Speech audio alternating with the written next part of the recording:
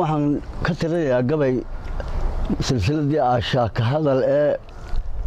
qolyo badan ay ka soo gabiyeen nin waliba gabay kaga qayb galay gabay aan kaga qayb galay baan halkan ka tirinayaa aniga waa Reegalo Maxamuud Faarax gabayga silsilada maasaa silsilada ninkay soo gaarsiiyay waxa weeyaan in la yiraahdo xigmaawi laakiin ragga soo tiriyay uu farbadiyay asahaatee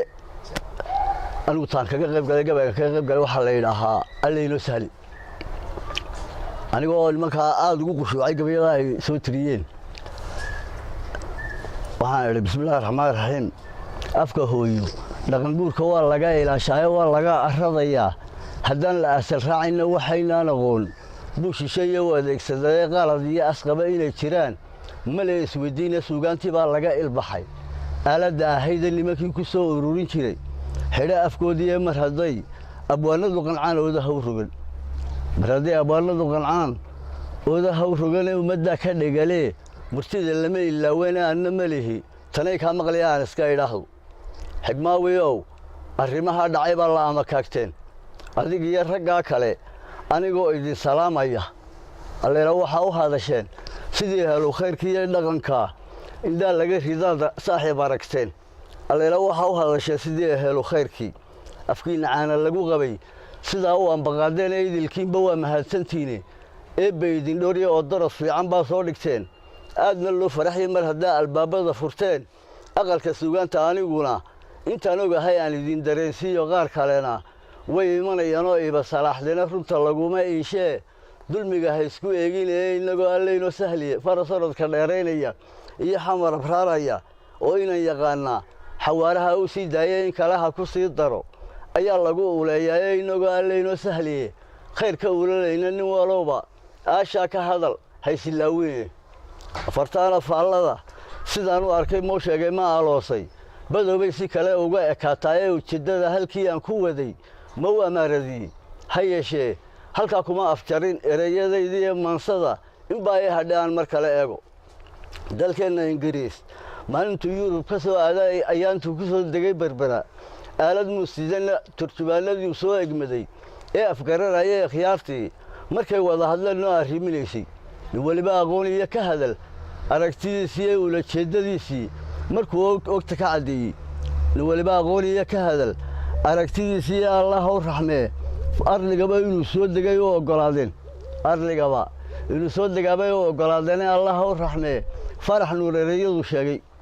aqoonyahanka taariikhda waa laga ajiibaa aynigii markaa joogay wuu ugu dheeraayay abwaankaasi wuxuu yiri inaad maqashay mooyaane hadeydaan Ilaahay ka gooyn hayno wadina asxaabihii bay leeyiri gaal ha aaminina oo shameel haduu dhigo bari waa urta soo marin ayaanta wuxuu sheegay way soo ifbaxayeen hidaha abaaraysan iyo dhaqanka iimobo korokortu aasay iyo oday ka sheekeeyaan sheexay waxbay naga dhaxgaleen muu ilaan wali hayeshay in baa wali ka nool aragtideedii waxa ubadka lagu leeyayaa tii islaamnimo ee xumaan ba arki maayaan haday diin ku ababaan xumaan ba arki maayaan haday diin ku ababaan ee runta laguma iishee dulmiga ha isku eegin ee farasaradka dheereynaya iyo xamar abraaraya oo inaan yaqaana xawaaraha uu sii daayay in kala ha ku sii daro ayaa lagu uleeyay inagoo Aleyno Sahli khayrka uu leeyna nin walba aasha ka hadal haysilaawine fartaana faallada sidaan u arkay moo sheegay ma aloosay badoobay si kale uga ekaatay ujeedada halkii aan ku waday ma wamaaradii hayeshe halka kuma afjarin ereyadaydii maansada in baa hadhaan mar kale eego imikaynu joogno yeelaadan laga gaaro arliga way ku soo wada dhaqmeen gaal iyo islaana ambiyaashii loo soo diray ayay ku eediyadoodeen ambiyaashii loo soo diray ku eediyadoodeen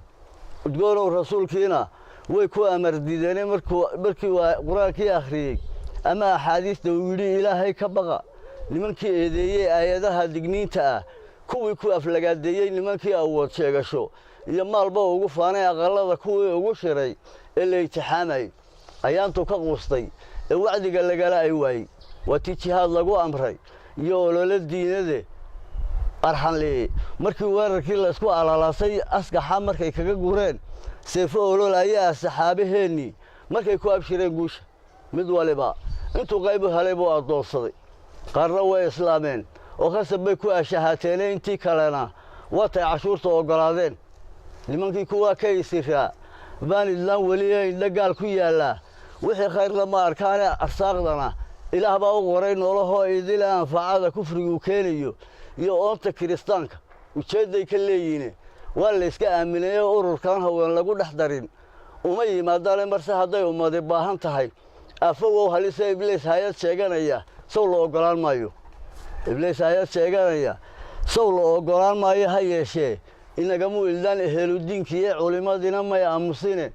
way abhinayaane aayadaha qur-aankiiyo xadiiskay akhriyayaane addoomaha ilaahay xaqay ku intihoodaane inagoo allaynoo sahleye khayr ka ulanayna nin walowba aashaa ka hadal haysilaawine nin walowba aashaa ka hadal haysilaawine